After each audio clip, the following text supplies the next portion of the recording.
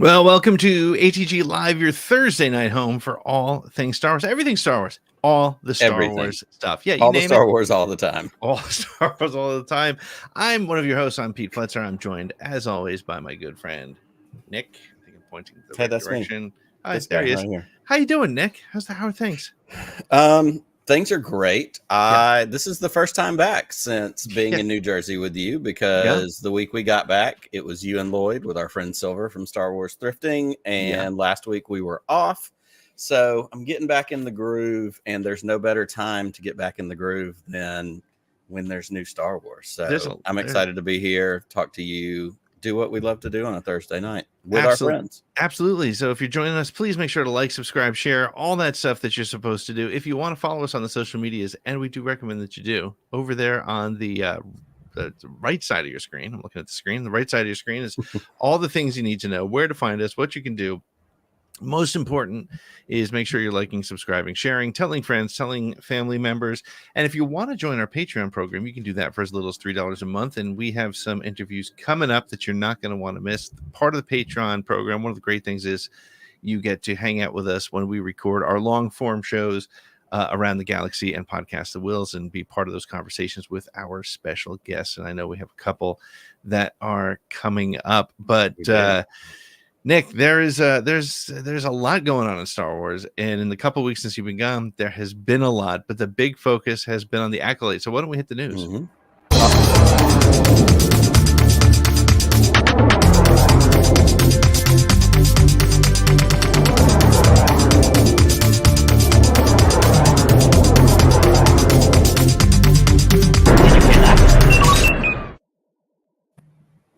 Well, the first thing we're going to get into tonight, like you said, Pete, is the Acolyte. We are just a little under 2 weeks away from the premiere of the Acolyte. It's coming up. As we are on air right now live, a bunch of our friends are out in LA. The premiere for the Acolyte is taking place, and we want to send an extra special shout out. We've seen footage the last couple of days, some surprise visits from Dave Filoni and Leslie Headland. Actually, I think Leslie Headland was planned. Easy for me to say. I think Dave was a surprise, but that's going on right now in LA, so people are going to get to see that, and it's exciting. It's new Star Wars time. The series is going to star Amandla Stenberg, Carrie Ann Moss, Lee Jung Jae, a bunch of other folks. Our friend Eunice is going to be in it as a Wookiee Jedi Kel Naka, which is awesome. We've seen a little bit of some of the leanings of that, I think, in animation, but to get to see that in live action. So this is exciting. It's new Star Wars. There's exciting people involved. Leslie Headland is really famous for Russian Doll, which, did you watch Russian Doll? I did not. I watched like the first 2 episodes, and I was like, I got to get back to that. I'm like, lately I've been in like a big binge mode thing. So maybe now is the time to do it, because I think there's a second season of it that just came out. Yeah, I think you're right. So, lots of critical acclaim there. Lots of fun stuff coming up. So with the Acolyte premiering coming up, or the premiere tonight, things coming up, I wanted to talk about in the news story, because we've seen a bunch more promotion lately. It's almost been borderline like movie promotion level. Yeah, for sure. We've gotten some new clips. We've gotten the trailers that have come out.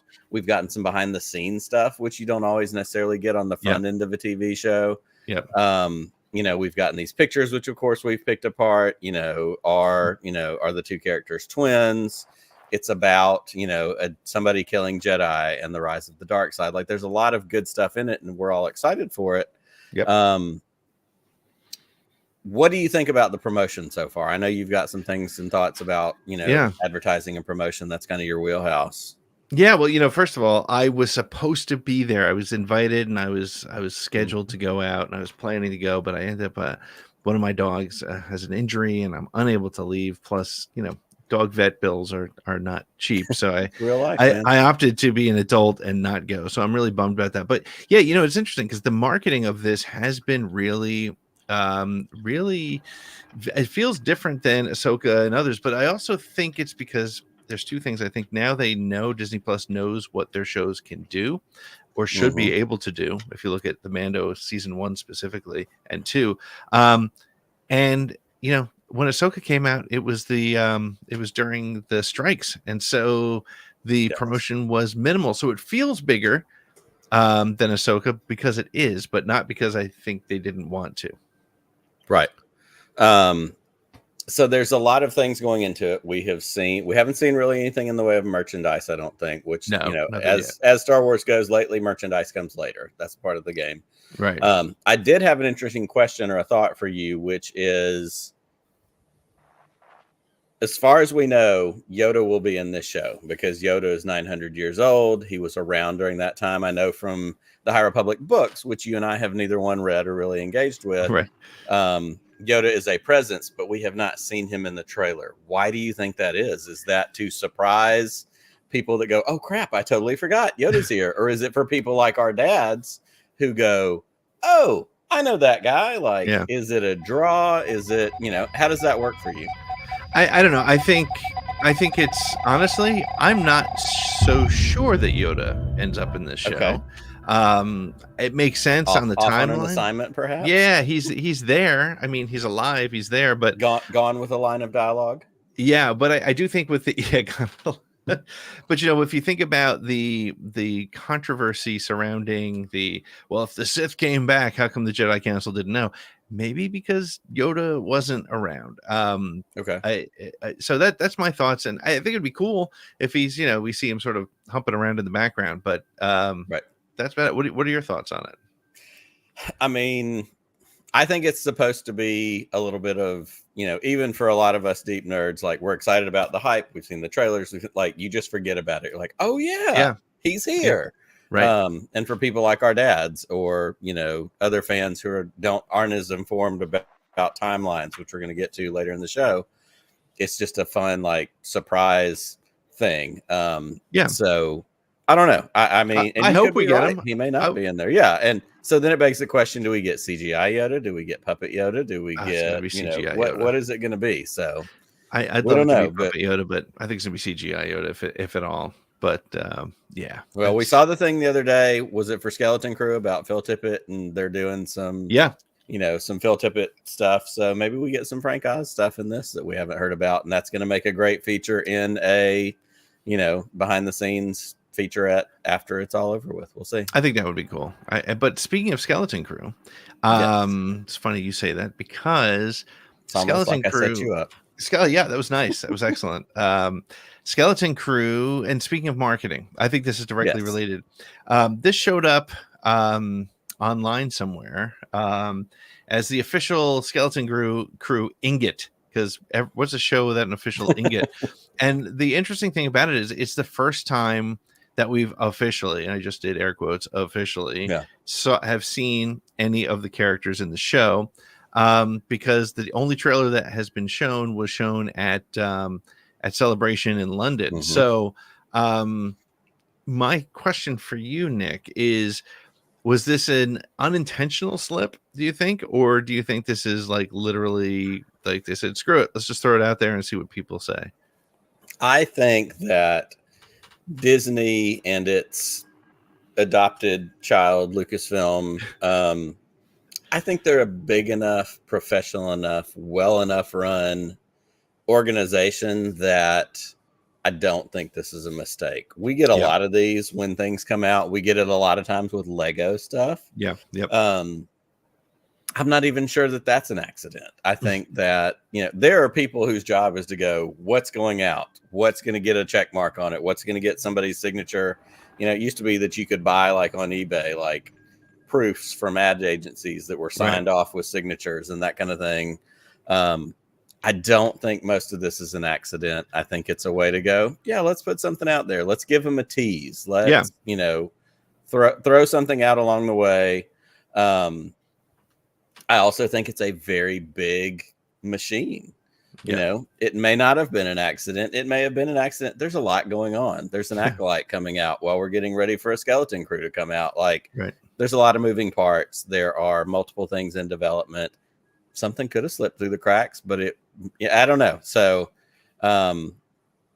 it's one of those interesting things that you just don't know how it's going to go.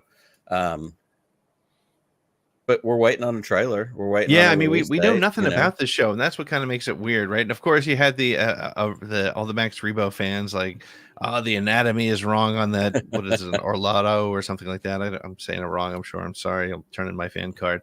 But it definitely. I'll tell you what it does get for me. It looks very Star Warsy to me. It does look very Star Warsy. And I love that it's initially capturing what's been promised with the show, sort of a Goonies in space. What we have heard is that these kids discover a ship on their home planet, and next thing they know, they're swept up into an adventure, which sounds great. I also I feel it feels like a movie to me versus a series, and I think that that's okay too. I think it's interesting. Like I said, I've been binge watching a lot of things, and I think we're finally getting to the point where, and we're going to have Greg on in a minute, and I want to get his thoughts on this as well. But I think we're getting to the point where writers are starting to learn how to write for series versus, like, for example, I still feel like Obi-Wan Kenobi, shoot me, but I feel like it was clear that at one point it was a movie stretched into 6 or 8 episodes, whatever that number was. And I just watched Three Body Problem, which, holy cow, if you haven't watched it, as soon as you're done watching this, go watch it. Wow. It's great. But they do a really nice job of it builds. It's got different acts, and it does a really nice job. So I say that just to say that hopefully this really does play like a Spielbergian sort of kids adventure film. I think that'd be great. I think you're right. And I think that this is the perfect night to lead into our guest with, that little bit of tread and thought, because our guest coming up is our friend Greg Iwinski. Greg has written for late night TV, Stephen Colbert, John Oliver, a bunch of stuff. And we've known about this for a while, and we haven't had a chance to have him on. We had the writer's strike, which he was very involved in. But he also has written for Young Jedi Adventures. So why don't we hit that quick break? And when we come back, let's get Greg in here and let's ask about, the changes in Star Wars writing. I think he has some thoughts about the marketing and the Skeleton Crew stuff. Like, we know he's got cool stuff to tell us. So let's hit a break and come back with Greg. Absolutely. We'll be back in just a minute with more ATG Live.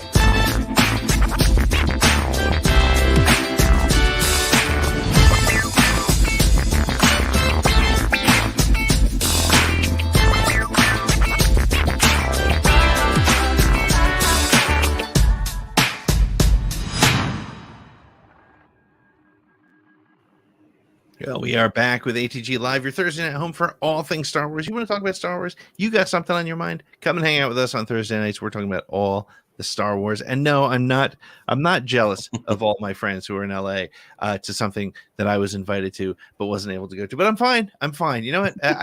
Nick, it's no offense, but dude, I'd rather be hanging with Holly and Brian right now on the line, just waiting to get in to see the show. But I'm fine. I'm fine because we have an awesome guest. So I'm just going to shut up and I'm just going to bring in Greg Iwinski.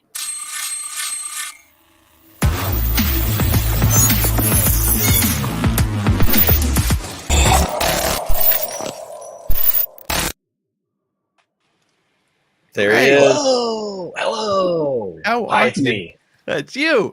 Hey, He's it's that guy. back. Hey, it's the sunshine of Podathon 2024. Oh my gosh. 1/3 of what was the most insane 45 minutes we've ever had on Podathon, and it was fucking great, It was Greg. phenomenal. We're just here to talk about the important things like the impact of 9/11 on Star Wars. That's just stuff people love talking about. And made the Podathon. I was the Watto of Podathon. Oh, money, help make a wish. Horrible impression. So a couple things. Yes. So Steven Spielberg. Yeah. Has he made television? Just Not that what I'm was it? aware It was of. Columbo, right? Didn't he did he directed an episode of Columbo? Did he consult on on was he consulting on young Indiana Jones? Good question. I don't Maybe. think so. Oh, that's I'm a not good one. sure. So what I'm saying, Spielberg is a tone and it's a vibe, but that vibe is gonna have to change because part of it is a Spielbergian movie is also like an hour and 40 minutes. Right. Mm-hmm. Yep. It's not even a 2.5 hour movie. Like it's what it is. It's got a feeling and a Right. tone. The kids find the thing. The kids are overwhelmed. Like Goonies is not 2 hours and 45 minutes. You know, Right. E.T. is not that long. Any movie that even feels Spielbergy, you're like, oh, it's not that long. So all that to say that when I don't know anything about Skeleton Crew other than that it's a show, Right. but just to say that tone wise, I don't know what's I don't know how Spielberg will look stretched out that long. Mm-hmm. You have a lot longer time to Yeah. You have a lot longer time to sit with those kids, and kids can go from magical and charming to kind of just like what's going on if you stare at them too long in a movie. Yeah. So I don't know. I'm very excited about the show. I will say about the ingot. Oh, go ahead. Yeah. Sorry. I was just gonna say, just looking at it from that standpoint, and I think kind of what you're hitting on in a roundabout way is Spielberg movies are great. They've impacted all of us. We've watched them as kids growing up, but they're not necessarily deep all the time. Like it's an adventure. It's packed into a set window. Right. You do this, you do that, you solve the formula. Where something that's stretched out with TV time, like an Andor, like there's time to cook. There's time for those flavors to simmer. There's time for it to become something different. Yeah, and that's why I don't necessarily expect it to be the arc to be as Spielbergy because it doesn't take 6 hours to tell. Right. Correct. Even Jaws. You don't need where are we going to find 4 more hours of shark fighting? You know, so and they're great movies. But their form is important in art, and I think that as much as people are now used to these kind of prestige. Well, we get 6 hours of TV. Each hour costs $25 million, and right. We're going to make a thing that costs $150 million. Like it costs as much as a movie, Right. And that's what we're going to get for 6. It's like I think that you're seeing the whole industry. We're all going backwards, and there's a million jokes and memes about we're getting cable back. But I think with shows, we're getting back to a thing that's like, if ads are how I make money, I need more episodes with more ad breaks and more people watching them right now. So I think you see longer seasons, cheaper shows, because I don't think we watch Star Wars for the effects. The effects are amazing, but they don't have to be. It's not because they're expensive. Yeah. You have a huge audience who's willing to suspend disbelief. It's not like oh, these better. If the lightsaber glows, we're like, cool, it's glowing. Like they literally had lit up red and blue ones in Kenobi, and we were like, wow. They had big flashlights, and it was so cool. Well, it's funny because like even when we had Hal Hickel and Rob Coleman on from ILM, and we asked them about the difference between television and movies, and what Hal said was honestly, it's the challenge. The biggest challenge is the volume because they don't have we'll do the cheap ILM stuff over here for TV, and we'll do the good stuff over here. They're trying to do it all, but to your point, the budgets just can't.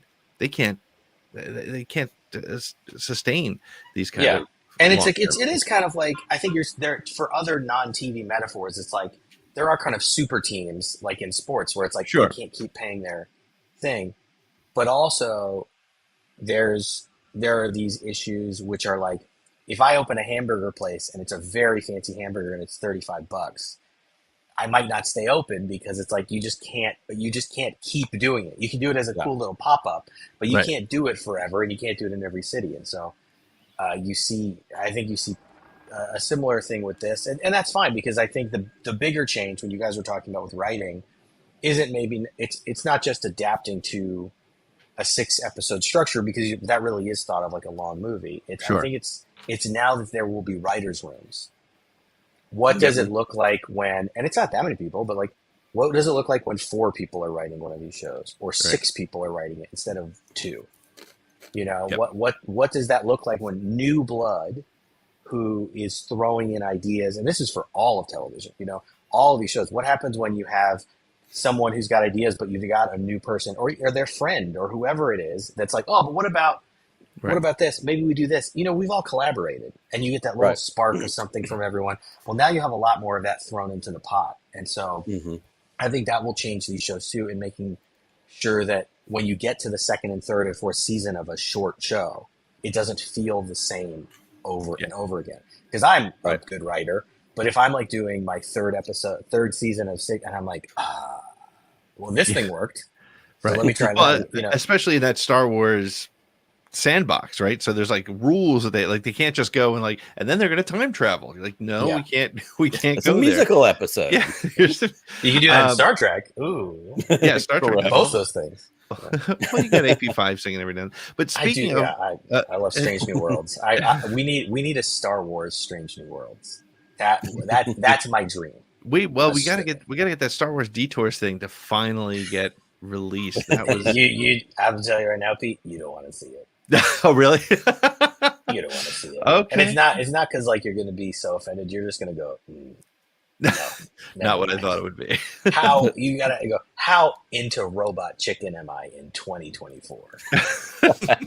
And then you just go, I don't want to see it. Not as much as on second thought. Yeah, maybe we try something new. But to me, it's like, that Strange New Worlds, like let the emergency break off thing. That's very fun. I do want to talk about this ingot thing. Oh yeah. So it's my belief, having worked on shows before, something like this, is that maybe it's a marketing thing, maybe it's a mistake, but it's that you are shipping tens of thousands of things that have to have SKUs, have to have barcodes, they have to go into a database, and then that database has to go into somewhere else, and all these things are getting shipped to different countries, different stores, different warehouses, and someone along the line can just go boop and pop it up. And so that's usually what happens, because like even with Young Jedi Adventures, we had things popping up online that were using the code name for our show in the description. And we're like, how'd you get that? It's like they pulled it from whatever the database goes to, the next database goes to, So I think it's similar to like when you were getting a new video game at GameStop, and it's like someone somewhere can have one fall off a truck and get to you. Yeah. Because these are going to every Target in the country and every toy shop. And so as that happens, I think things like this are where some place goes, hey, this is on our list for like September sales. This thing comes out and we just have these 2 images and the product description that's whatever embargoed. But, if it's anonymous enough. Which is why Grogu was not even made until. Exactly. And that's the thing. If you really want it to be, and this is the balance of like, especially if you're selling toys, you're selling merch, which every IP does now, every fantasy world does. It's like you can't make anything, not just sell it. You cannot make it until it's revealed if you want it to be secret. The Red Hulk thing from the new Captain, all the new Captain America people are out because of the Happy Meals. Yep. Because they had to give McDonald's lead time, they had to whatever. It's like if it's secret, it truly, you have to have a lag where you go, did you like that thing in the episode? Pre-order it now, and you'll have it in 3 months. Like it's like a World Series hat, where it's like where they're like the night that you win, they're like, do you want it in 2 weeks? Because that's when you'll get it. Right. Yeah. Exactly. So you mentioned Young Jedi Adventures, and we want to get into that for a minute because we have talked to you a bunch of times. Of course, we got to kind of know, on the back end that you had something exciting you were working on. You got to write a Star Wars. We know how important that was to you. I know we've talked about, Freemaker Adventures being so important to you. You're a dad. This is a young kid thing. Fan on the I know. So talk to us about how this came about, how it happened, kind of the process. Just give us that, because we haven't had a chance to ask you that question yet. I want to throw in there before you tell the story, because we sat with you at Star Wars Celebration, and I remember you were working. I don't know if you were talking to people at that time, but I know you were trying to work the right people, and like your brain was like 90% hanging out with us, but I could tell there was 10% every book panel, every animation panel, like you were focused. There was a mission there. No, I was when I was at Celebration, I had just had initially talked to everybody and kind of jumped on, because I season 1, I think all the episodes are out. Yep. Now, and And so I got to do a freelance episode on that. I wasn't on staff, but I was able to write an episode of that show, which was the first scripted television I wrote, and also first canon Star Wars I wrote, which is very, very fun. And it was really great. But when I was at Celebration, I had met them all like a week earlier. So I came to Celebration and I was like, so I was at panels and then being like, hi, I know you from Zoom and I know you from Zoom. And it's very weird. And I can't tell anyone what's up, but I am doing a thing. And so, so my episode came out this year in February, and it's called Firehawk Frenzy. And it is the one where a bunch of big birds take over Nash's launch pad. And so it's very comedic, especially if you watch all of them and then you see this episode, you're like, this one is decidedly more full of jokes. But it was a really cool episode because, one, it was cool because I got reached out to by the show and by the Star Wars people, and that because I had known them from a couple other things. And so that was super cool. And they asked, and I obviously was like, yes, I will do this. But also getting to learn, yeah, there it is. That's me. Oh, look at that. The blue name on the starfield was like, that's it, man. That was the one that really got. That was the one I was like, oh, it hurts inside. Yeah, it was really fun and cool. It was a different experience. It's 11 minutes, which instead of writing these long monologues, you're writing scripted. So a lot to learn, and they have a really good team, really good showrunner. Everybody over there was really nice and helping me jump on board and write stuff. And then, yeah, with animation, it's this long gap of just waiting and waiting. So it was really cool when I first saw it. The Firehawks, like Nash, if you don't watch Young Jedi Adventures, Nash is the Han Solo. She is the pilot who can fly anything and go anywhere. And so her ship is called the Firehawk, and it's named after these birds, the Firehawks, which I really liked because I kind of they look a little bit like a phoenix because I am from Arizona and wanted to, Phoenix represent. But it was great. I got to put them in there and then seeing these, like, there's the baby ones and then the big adult ones and all this, you do this stuff and then writing the jokes with them and having all these characters come out.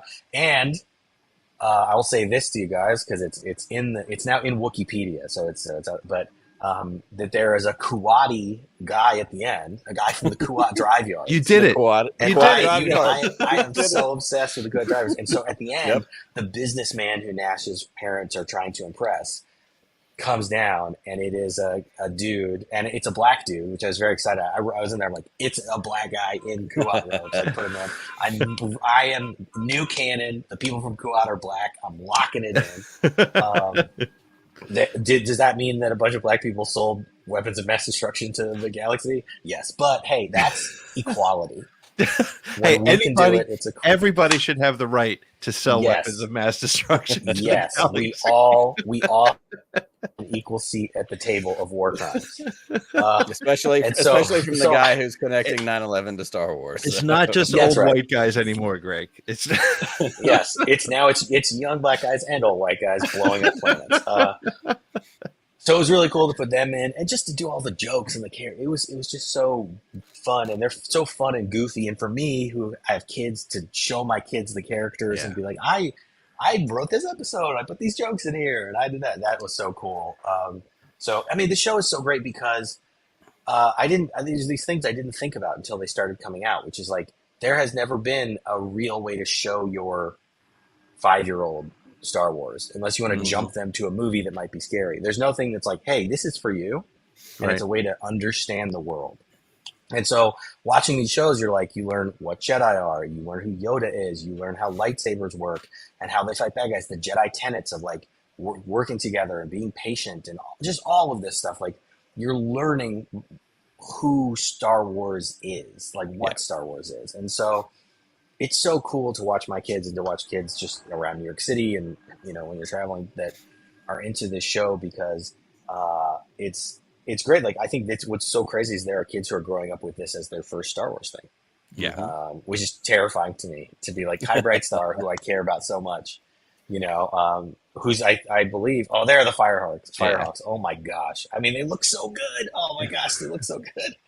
It's so cool. Very I can't. cool. We were talking about it in the show. It's like the first time we see them in live action, it's going to be like, Oh, you're gonna lose your mind. yeah. There's all these things that are in the show. You know, even in other Mhm. people's episodes where I'm like, these are going to be in live action. There's a bar, or I guess it's not a bar because they're kids. There's a sap tap. There's a drink place downtown. Taron Killam plays the bartender, and one of the drinks from that show is at Disneyland right now at Galaxy's Really? Edge. Oh, So you can get the cup, you can get the whole animated, you can get it in real life. So that, I mean, just those things, the fact that it's canon and that it's High Republic and that it does tie over, like Bel Zettifar is in our show and Loden Greatstorm is in our show while he's still alive. He's alive. We don't talk about what happens to him. We do not, in case you're worried about that, no one comes up to your child and says, this man is tortured to death. No one says that. Just FYI.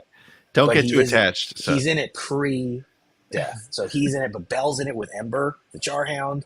You know, it's tying in back and forth and stuff. And there's actually, I think, one of the first High Republic books that I think Charles Soule wrote. There's a line in there that's like Yoda was off on a special mission with younglings, and that is our show. It's like referenced in phase 1 of High Republic. So it's just so cool that it's that it's part of it. It's part of the fabric of High Republic. Even now watching, it's great just having this fan base. It's weird when a lot of your fan base can't talk because they're 6 and they don't have the internet and they shouldn't have the internet. And they shouldn't have the internet. Yeah, but it's crazy like that when the Acolyte trailer came out, we started getting messages that were like, is that Kai? Is that an adult Kai Brightstar? And you had to be like, no, it's 100 years of. But the fact that people saw him, that character, and were like, ooh, maybe that's Kai. I mean, do we want to see live action Kai Brightstar? Yes, obviously. Everybody does. He's the first black lead of a Star Wars show or a movie. Yep. I think Lando, I guess, but Lando's not the lead of, you know. But yeah, I mean, so Kai's there. He's great. Oh my gosh, he's so fun. Yeah, they're just they're so cool. The characters are so cool. The episodes are so cool. The bad guy Tabor. You've got like the dual identity thing. I mean, it's pretty complex, I guess, for a show for 6-year-olds. And I think I mean, I have to admit, it's funny because you come in and you're a huge fan of Freemaker, which I just started watching. I finally got into it because I'm a huge Lego fan, but I was like, I don't know, it feels like, but it's really cool. And Young Jedi Adventures was one of your sort of objectives when you wrote it to make it so that, you know, much like Clone Wars, because after I saw the Clone Wars movie, or actually I didn't actually see the Clone Wars movie, I just saw scenes of it. And I was like, no freaking way, this is too young for me. Do you go into it trying to make it so, like, yes, it's for your 3 to 5-year-old, 6-year-old, but you know, middle-aged Nick and Pete are going to watch this and they'll get something out of it too. I mean, I think the fact that you're learning about these characters, and in Star Wars, I say this not knowing anything, but in Star Wars, characters we usually meet again. And so these are 3 Jedi who are going to at some point be adults, and in a weird time frame, because like they'll be adults before the Acolyte, right after High Republic Phase 3. You know, so I don't know what's going to, you know, but seeing more of the galaxy out there, I think that part is cool. But for me, it's more parents. Like it's like it's you know, to make a preschool show that everyone just wants to watch, you got to make Bluey, and to make Bluey, you have no restrictions at all. Like you're just you're writing The Simpsons, that's a little nicer. But for this, I think what it was is I've watched so many preschool shows that I feel like are behind my kids, that are talking down or behind. It's slowing them down. Right. And I wanted something that was like, no, we have action. And I mean, there's action and adventure and battles in every one. Like it's moving forward. It's pulling you into a bigger world. They're having complex emotions and dealing with them. So I really think it's taking like what preschool TV can do, and you're pushing it all the way to the end. So if you are watching it as a parent, you're going, oh my gosh, I'm invested in this storyline. Yeah. What is happening? What's going on? What's going to happen here? What's going to happen with Tabor? What's going to happen with the you know, with Tanu and with the planets, you know, so that it is a fun adventure. So it's, so, and then like, and a lot of the episodes are that serious thing. And then mine is like big birds are in your lawn. How do you get rid of them? So mine's very intentionally dumb, I think, in the mix of that seriousness. But yeah, that's the goal. The goal is that a parent can rewatch it again and again and again. That's great. It's fantastic, and I'm so excited for you. I hope there's more in your future. We're not going to ask you that question because we don't want to put you in a position that you're not able to say things. You can blink twice if you think. Yeah, so you can make hostage eye blinks. We're going to get you out of here, though, not because we don't want to keep talking to you, but we also know you are doing some fun stuff while the NBA playoffs are going on. Tell us about that. Tell anybody where they can find you. Let's do the whole plug and wrap up thing so we can send you on your way. Yeah, I'm doing a thing called the Halftime Show. It is, if you are familiar with sports, if you're familiar with the Manning cast, it's like that, but only during halftime, so you can watch the game. So we're not talking during the game. You got to watch basketball. We're for 15 minutes during halftime. It'll be on YouTube, on my Twitter, and on my Twitch channel, all of which are Gary Jackson. It'll be on there, and it's just 15 minutes, usually me and a guest, sometimes just me, talking a little bit about the game, funny things that I noticed, talking about the refs and the storylines and people in the crowd and whatever, just to have a fun story time. Because in the ESPN halftime, they've actually done a stopwatch on this. It's a 15-minute halftime, and ESPN does 45 seconds of analysis. The rest is commercials. So instead of watching 15 minutes of ads when this game, Pacers Celtics, hits halftime, for 15 minutes you can see me and maybe some other person talking about dumb stuff, and that time just flies by. And then our timer goes off, and we're like, "That's it, second half, let's go." And yep. And I was watching last night, and you were watching the clock. You're like, "All right, cool," and we're out. And and that's it. Done. So it's a 15-minute show, and it's great. It's 15 minutes while you're watching the game.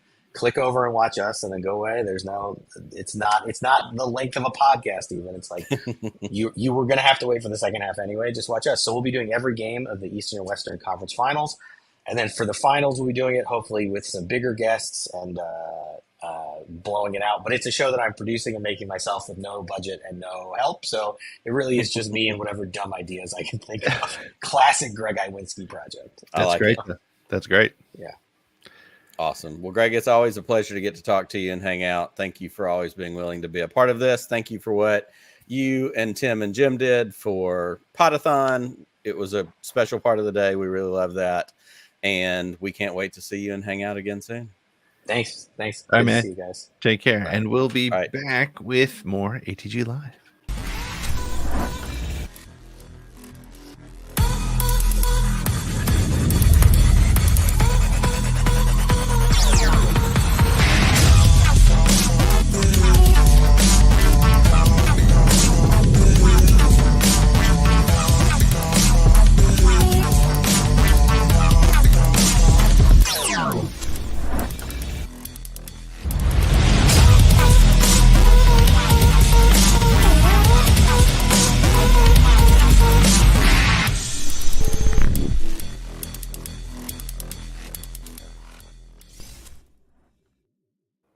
And we're back with ATG Live, your Thursday night home for all things Star Wars. Thank you for hanging out with us.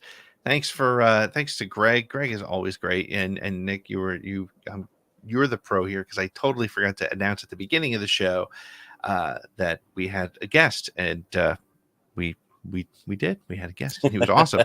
Greg is always great, always fun to hang out with. And damn it, I'm gonna have to watch Young Jedi Adventures. Yep. I was not planning to do that. No, but I'm gonna do it. Yep, same. But Greg's a great guy. But hey, so we throw a question out to the internet, and we ask them what other kind of stuff they want to see on the show, and some people said they want to see a deep dive. So we're gonna try something new this week. And Nick, I'm just gonna kick the bumper, and then it's on to you to set us up, and let's have some fun. Awesome. Here we go.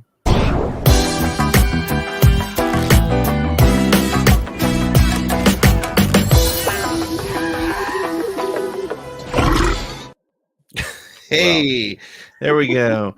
ATG Live deep dive. It seems only appropriate that if we're going to lead in with a bumper with a burp, that my glass is a little bit empty.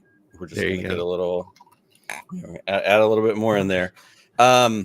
tonight we want to talk about eras in Star Wars. Now, this is not the Taylor Swift Eras Tour version of Star Wars, right. But with the High Republic coming into live action, we've got the Acolyte that is right on our horizon. Like we said, we've got the premiere going on in Los Angeles tonight. The show comes out. Is it June 2nd or 4th? I think it's June 4th. Right? Yeah. Okay. June 4th. So we're just a hair under 2 weeks away from that. That is a new era in Star Wars that we have not seen in live action. We have seen it with the with Young Jedi Adventures. We've seen it in animation, but up to this point, it has been a literary part of Star Wars, the books, the comics. Sorry, Chris, we're still not reading those comics. One day. No, I'm not even going to say it. I'm not even going to fake it. I'm not going to read it. Not happening. But it had me thinking this week, and as we were talking about the show, it did have me thinking about we're in a place in Star Wars where there are eras. There's a whole kind of wide range of when are things happening. As people our age, and can you hear that sound right now? Hold on. I can. I'm not sure what that is. There appears to be a frog right outside the window of my studio. Nature in Alabama is trying to barge. I've muted it earlier in the show, but now that I'm talking, I can't do that. Yeah, there's a frog literally right outside the window of my studio. It sounded like a fan was scraping. Nope, it's a frog. It's a frog. All right. So, moving on from the wildlife in the real world, we would be, and a lot of you watching, we're talking, we would say original trilogy, prequel trilogy, sequel trilogy. We've kind of confined it into these three eras, but Star Wars, StarWars.com, as you see this graphic on the screen, has given us they've almost refined it down into more. And we're going to kind of go through these kind of quickly.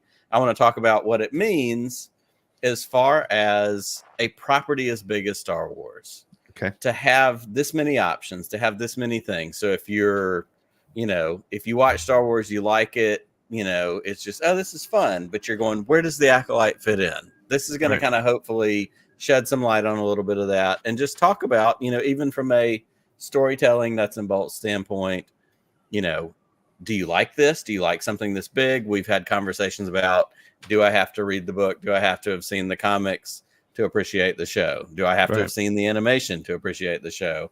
I think some of those thoughts and ideas play into that. So Pete, let's hit that first. The first era, this is from the StarWars.com website. I just went and kind of clipped out that whole timeline that they have. You can go find it there. It's not complicated. If you see at the top of the screen, we see Dawn of the Jedi. Dawn of the Jedi, we don't know anything about that yet, except that the James Mangold movie that is rumored to be happening, Origins of the Force, will fall into this category. So we're excited about Prime, that. as they called it. Jedi Prime. That's right. We saw something recently that said Jedi Prime. Yep.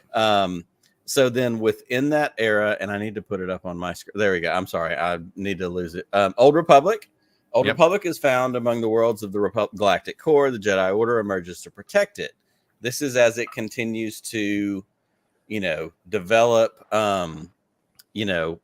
what's happening in this era. We don't have any properties in here because if you look right there underneath it, High Republic, which we've been talking about, Star Wars, the High Republic books, comics, Young Jedi Adventures, and the Acolyte, which is imminent upon us. I find it interesting that it's interesting that they don't. I mean, obviously, Knights of the Old Republic is not canon. It's a fun game that a ton of people love, but it's interesting that they reference the Old Republic, but don't give any. I wouldn't expect it because Revan and all those. Well, Revan, of course, I think is canon now. I'm not sure, but that whole timeline is still because it was like the Sith War and stuff like that, which I feel like might conflict with some of the concepts. But and it raises an interesting question of something that we've heard about since Disney bought Star Wars, which is canon versus legends. Right. And, Knights of the Old Republic. And supposedly there's a reboot of the Knights of the Old Republic game that is, going to show up at some point. So it begs that question, like, if this shows up on the official Star Wars timeline at some point, they intend to plug something into that. We don't know what it is yet. Right. But the things we know about are in that next category, the High Republic. The publishing initiatives, Young Jedi that Greg just talked about and being a part of. You can watch those now. and the Acolyte, which we're about to get to see. And what we know about the Acolyte primarily is it's the tail end of the High Republic, and also it's set 100 years before the Phantom Menace, approximately. Yep. So to give you an idea of where we are and what we're talking about, one of the big things in the Phantom Menace is the Jedi are blinded. They don't know what's going on. The dark side has risen, you know, the shroud of the dark side, whatever it is. I think part of what this series is supposed to be is giving us some leadings towards how did that happen? How did we end up in that spot? So that's that first little chunk of that. Let's hit the second one, Pete, and look at.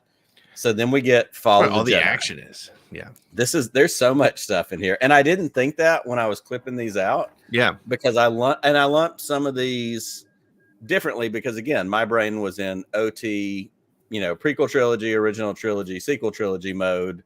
But that's not how they're doing it at Lucasfilm, which is awesome.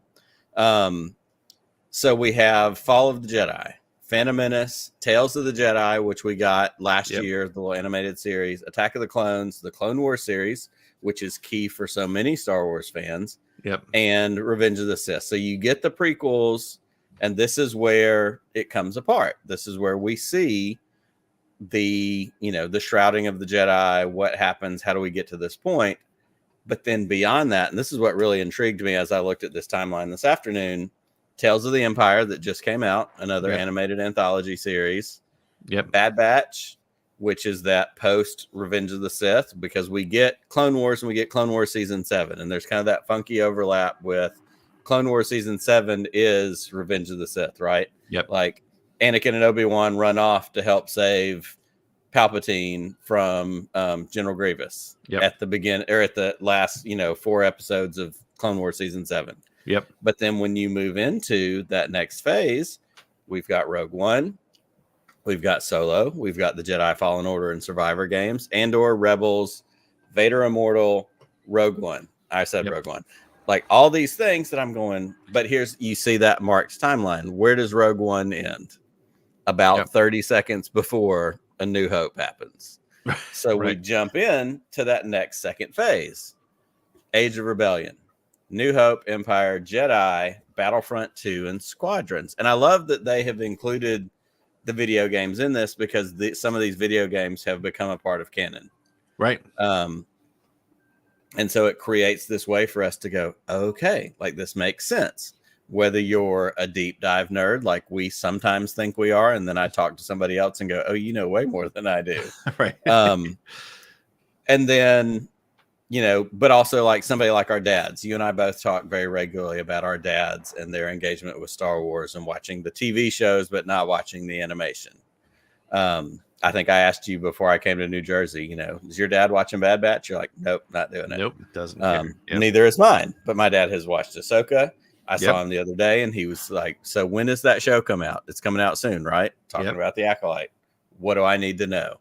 Those, you know, those parts of it that allow us to continue to just flesh out this big thing. So as we look at that graphic again, going beyond Squadrons and the video games, so we have the New Republic, Mandalorian, Book of Boba Fett, and Ahsoka. Those are those big ones that have been most recent for all of us. This is that post Return of the Jedi time frame. We've all thought for a million years since, you know, any of us that grew up in the 70s and 80s, what happened after Return of the Jedi? We started getting those stories, which we've been thrilled about, and it has appealed to so many of us through all different generations. So then we jump one more slide ahead, and this is where we are now. We have Rise of the First Order, so we have Resistance. I've still only watched the first 3 episodes of Resistance. I have the best of intentions, kind of like High Republic. I just haven't gotten there. Force Awakens, Last Jedi, Rise of Skywalker, which you and I have got some stuff planned to, you know, dig into those coming up soon. And what's between Last Jedi and Rise of Skywalker? I have no idea.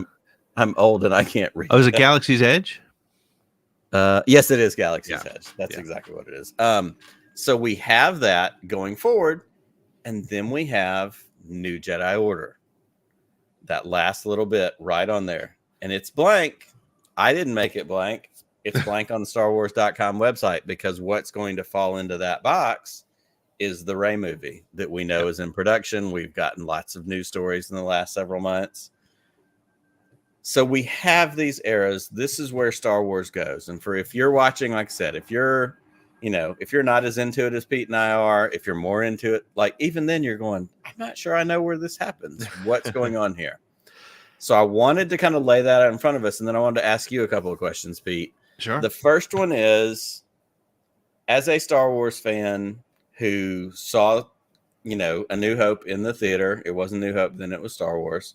In 1977, you were 7 years old. To see that and to see how big it has gotten, how do you feel about a property you love being this big? I mean, honestly, obviously, I'm thrilled. If you told 7-year-old me that 46 years later or whatever, you'd have more Star Wars than you can watch. I mean, literally 10 years ago, I would have been reading High Republic because that would have been all there was, right? Now we're at a point where I can say, I'm choosing not to get into that particular story because I just don't have the time, energy, or focus. So it's pretty wild. But I do, it brings up an interesting point, and we'll probably get into it a little bit when we talk about the sequels in a short period of time. Not tonight, but coming up soon. It does beg the question, and it's sacrilege. And Chris Ryan's not being on the show it allows me to ask this question: Is this too much Star Wars, right? And I mean that in the best possible way. Are we in a position, are we in a spot where Star Wars isn't as special? And it does tie directly to the first thing we talked about tonight, the Acolyte premiere happening tonight. The amount of buzz and the amount of marketing going on to it is great because what was the last thing? Ahsoka, right? Which was ended in October, I want to say. I think it ended. Yeah. So it's been a while. No, it's been 6 fucking months. It's not been that big a deal, right? So I don't know. I mean, I'm excited, obviously, and I am in the Chris Ryan's mindset of gimme, gimme, gimme. I love all of it.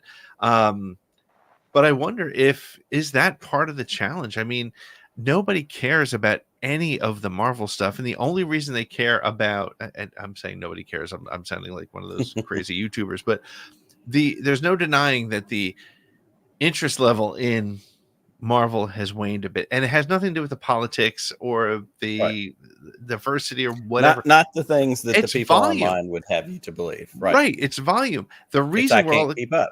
Correct. And the reason we're all excited about Hugh Jackman or Deadpool and Wolverine is because Hugh Jackman and it's Ryan Reynolds.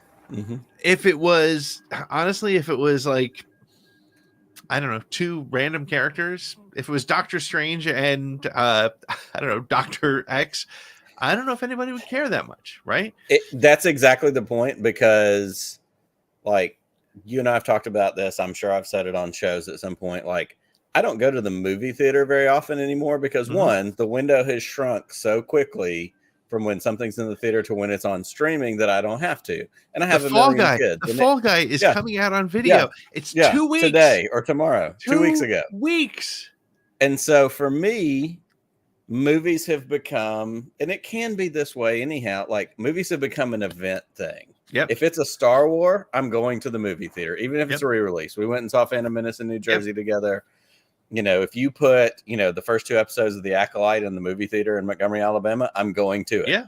If it's a Star Wars, I'm going.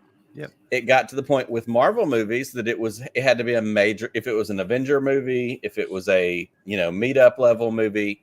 Yep. I did go to Black Panther, the first one. I didn't go to Black Panther 2. I love, those movies. It became, Thor, Love and Thunder. I went because my kids were obsessed with Thor, so I went for them. But a lot of these I've gone, and to get into the ones that I don't care about, Shang-Chi, the Eternals, like some of those I went, I'll wait. Like I want to see it, but I'll wait. Like I don't have to go that bad. Right. So it has become this different movie theater viewing experience. The sheer volume of it, and Star Wars has that point of that. I thought about this while you were speaking also. I love an analogy. I've talked about Star Wars and the things you don't like being the restaurant analogy. Why are you still coming if you don't like the food? the question for you is, has Star Wars become the Cheesecake Factory? The menu is 27 pages long, right? And there's so many things there. If it is, great. The bigger question is that a good thing or a bad thing? Because there's something here for everyone. Right. So why not? But there's a lot in front of us, or a lot that's here right now, even. Yeah. Yeah. Now, and I think this is why I think the Acolyte is so important. And I think it's why they're trying to build it up, because it is finally taking us someplace different. And whether you like Book of Boba Fett or not, or whether you liked Kenobi or not, they were familiar characters in a place we've already been. And frankly, there's no way to meet those expectations. There was honestly, the Boba Fett that we got in Book of Boba Fett, I didn't dislike at all, but it wasn't at all what I expected. And we grew up with a Boba Fett who said 5 lines over the course of 2 movies.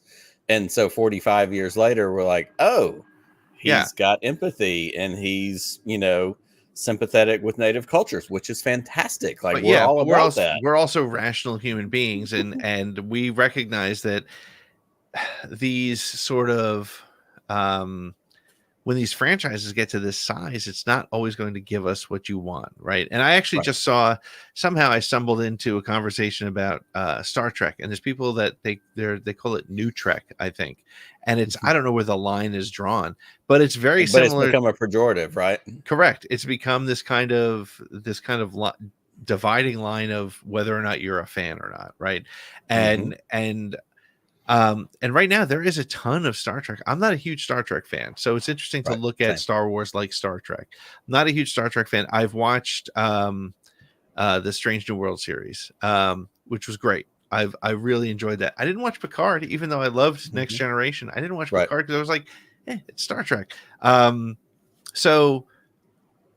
But I guess that's part of the thing too, is we need to get out of our own heads and recognize that most people are about Star Wars the way I am about Star Trek, right? It's cool. I like it. I have nothing against it. I love to watch it when I'm going to sit down and watch it.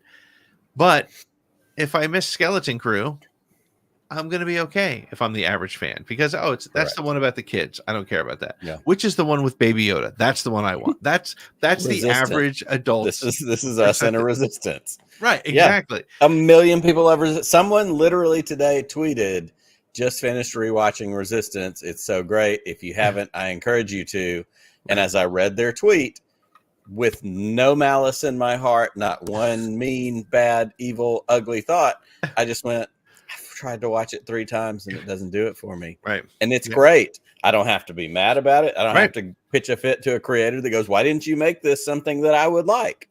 Right. I just went, cool. I don't have to. I'm going to rewatch Rebels for the 7th time. Or and that's, that becomes I'm of the opinion that the big Cheesecake Factory Star Wars menu is a good thing. You talked about 1 million times different windows and doors. Who comes in, who gets, everybody's entry point is different. It doesn't have to be for me. There's way more. We're the freaks. We've said that before. We're the outliers in the equation of people who like Star Wars, that spend a weekly amount of hours talking about it and tweeting about it and, planning and TV showing and whatever. Right. I think it's a good thing. And that's ultimately where I come down on this. And it's fun that when you look at that timeline, that original, the thing on StarWars.com, again, y'all can go check it out, click on all the different stuff.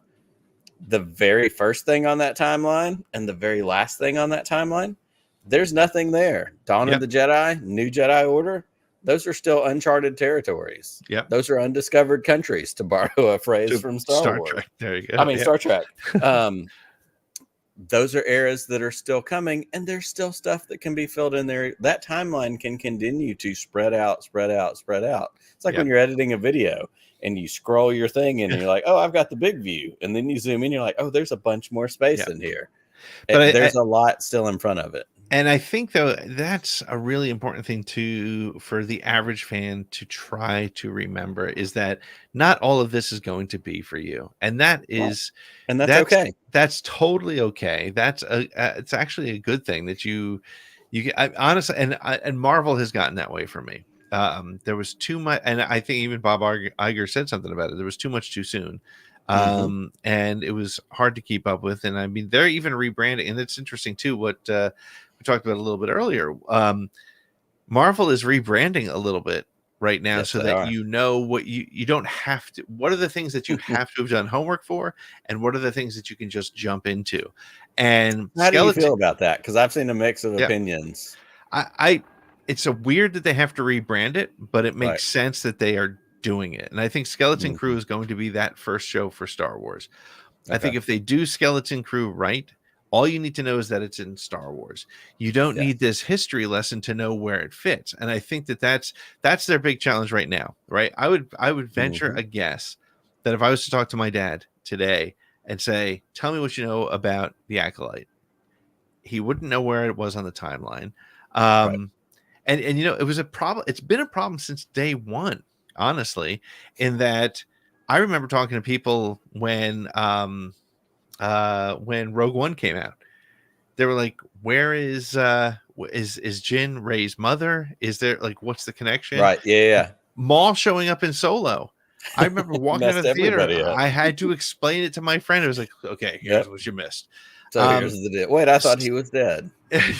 So it's challenging, and I think it's smart that they're doing. I mean, I think the best advertising that I've seen for any Disney show has been for the Acolyte, because they're clearly setting it up. What's the comment that I saw? Before there was an Empire, before there was a Menace, there was an Acolyte, and that's cool because it's setting it up exactly where we are in the timeline, so we know where we are, we know where we're going. So I think it's brilliant, and I think it's good. And again, you know, if you don't love the Acolyte and you don't want to watch a second season, if there is one, if this show isn't for you, the cool thing is you have all that other Star Wars that you can love.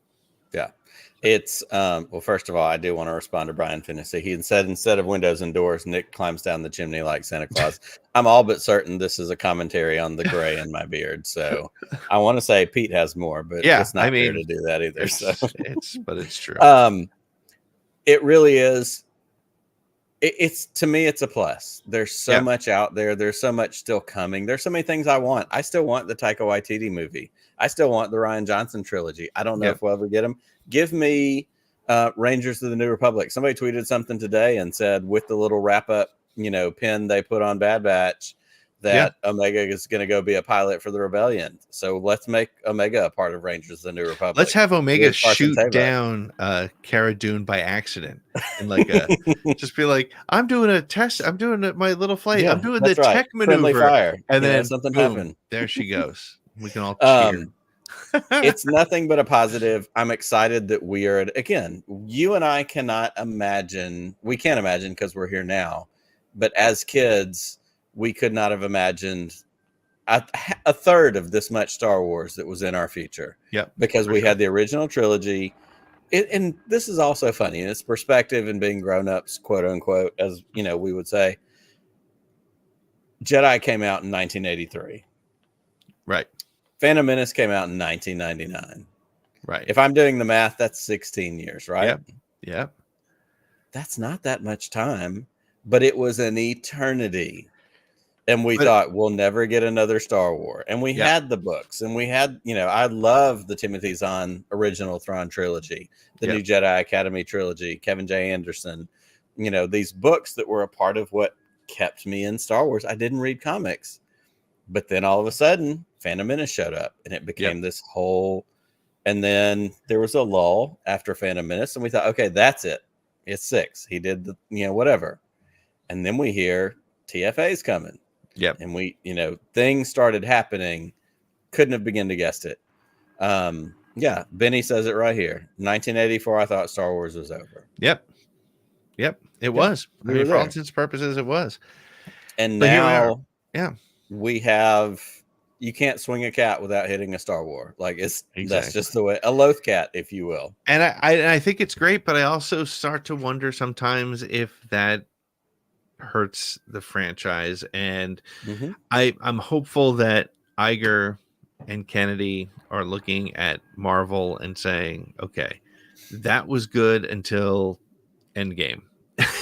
Then, well, and I think the the test case was it Rise and Solo that came out 6 months apart? Yep. Like, no, it was the Force. Last Jedi. It was Last Jedi and and Solo. Yep. So we get, it becomes, and with the TV shows, that makes it a whole different ball game, because at that point we weren't into Mando yet. Yep. So it just becomes like, give it time to breathe. Give us time to miss you. Maybe that's the thing. Like, we don't have to wait 16 years, 19 years. We don't have to wait, we don't have to wait a whole year. But if it's every 3 months, we're like, whew, I got to take a minute to process. I got to take a minute to understand, what I just watched. There's a lot in there. And Matt's right. Matt's 100%. Solo is great. You know, both of those movies coming out at the same time are great. They suffered from being that close to each other, I think. Yeah. And I mean, think about it. We talked about before about how certain people we know do not watch the animation. We're coming off Bad Batch 3 weeks ago. Bad Batch ended just 3 weeks ago. And in 2 weeks, we have the Acolyte. And then, so it's a lot, and it's great. And I love waking up early on Wednesday mornings, or now I get to watch these shows. Looks like they're going to be coming out Tuesday nights, which is great. Yes, that's exciting news. But I'm not saying it's too much. I am saying, though, learn from Marvel, please, because Hawkeye, Captain America and the Winter Soldier, I guess it was that what it was? WandaVision, they all hit so close together. Yes. But we talked before with Greg. I felt like the quality wasn't the same. Whereas I feel like, yes, I would be the first to say I feel like Kenobi looked flat in many cases, but it was also shot during pandemic. So when I asked you this, and I know we texted about this last week, when's the last time you watched Kenobi? I haven't watched it since it ended. Okay, watch it again. I watched it last week, and it's better than I remembered. Okay, because I started watching Andor again, and Andor, which I loved at the time, is even better. And so probably I'm in a big rewatch mode overall. Sequel trilogy, because we're going to do some stuff about that on the channel coming up soon. But I rewatched the last 4 of Bad Batch. I mean, not Bad Batch, Clone Wars. The end of season 7, the Bad Batch and Ahsoka arc. I watched all of that. I watched Andor, Kenobi. Like, that's the mode I've been in. And sometimes you need that space too, because we've talked about before watching it as content creators. Like, do I watch it to enjoy it? Do I watch it to talk about it? That was part of why Ahsoka was so good, through the strike. Not talking and just watching it and enjoying it. So just watching it. Yep. Throw Kenobi on the next time you need something, and see how it's for you. I'd be interested to follow up on that. I'd definitely love to check that out. Well, you've tipped the hand a little bit. We are going to be doing a deep dive into the sequels. We're going to be taking a different look at it. I'm finally going to talk about my true feelings on Rise of Skywalker.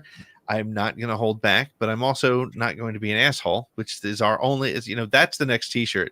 You don't have to like it, but you're not allowed to be an asshole. It's very simple.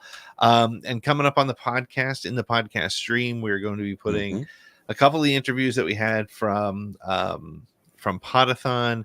Yes. The first one that's going to hit is going to be our conversation with Rob, Hal Hickel and Rob Coleman from ILM, talking about Phantom Menace. You know what I find with a lot of our interviews, Nick, is when I'm in the interview, I'm just like, oh wow, that's cool. And then I listen to it a couple days and weeks later, I'm like, wow, we got some good stuff. There is some great Phantom Menace insight. My favorite story, I'll just share this a little bit because I don't have the clip, but when Rob Coleman is talking about how the meetings that you did not see in the at the beginning of the behind the scenes called in the beginning, what you don't see are the meetings where they would say, are we gonna be able to get this done? And they were like, no, this is what you're asking. Not gonna happen. The impossible. So much like Yoda and Luke. But so look for that in the podcast stream coming up. More ATG live every Thursday. Nick, am I forgetting anything? No, we do have a couple of other upcoming interviews we're going to record for some Around the Galaxy episodes. I will tease, just because we're working on is scheduling. Our friend Ryan McGee, who is the third part of the Never Tell Me the Odds podcast, ESPN college football, NASCAR, baseball, great guy. He was on with Arda to talk to Paul for Podathon. Those guys are fantastic. Of course, we've talked to Arda. We've talked to Clinton Yates. I texted Ryan earlier this week, and he is absolutely down to do an ATG with us. So we're just coordinating schedules. He's got a NASCAR race this weekend. So he is busy, right now, but that is hopefully going to get recorded at the beginning of this week. So if you are a Patreon supporter, keep your eyes peeled for that. If you are not, but want to jump in and join, it's a great time to get to see that interview ahead of time before we put it out, in the stream, in the feeds. And we've got a couple other things in the works as well. We want to continue to bring you those conversations where Star Wars fans get together and talk about their love for Star Wars. Absolutely. Well, we are going to call it a night tonight. I am going to stay off of social media. It's going to be tough for the next 2 weeks because all of our friends will have seen the Acolyte's first 2 episodes tonight. And as excited as I am to see pictures of them doing fun and things, and the FOMO will be absolutely painful. I'm more concerned that somebody's going to accidentally be like, oh, and then when Vernestra Rowe dies. And then when Yoda showed up. Right. No. So if you're watching this and you have the opportunity to see the show early, no spoilers. Keep it to yourself. For anybody else. That's right. Loose lips. And just for anybody who doesn't know, because we've said it online, but let's say it on video. Yeah. If you say spoiler return, return, and then write something, that doesn't keep anybody from seeing it. Right. And usually put a picture too. Right. Yeah. You have to do the little hide this thing where in order to see it, you click, and I'm talking about Twitter, of course. Right. The people that think spoilers incoming, ... Guess what? Your phone's like this freaking long. It doesn't work. Please don't do that. That doesn't help. Don't do that. Be kind. Don't be that guy. Don't be that guy. Exactly. Well, Nick, we will do this again next Thursday night. Absolutely. And the podcast feed will be up and running again very soon. But Nick, may the Force be with you. Always. Just one more round, friend, then homeward bound, friend. Don't forget me in your dreams. Just one more song, friend, and then so long, friend. The nights get shorter, it seems. Just one more rhyme, friend. Yes, it's a crime, friend.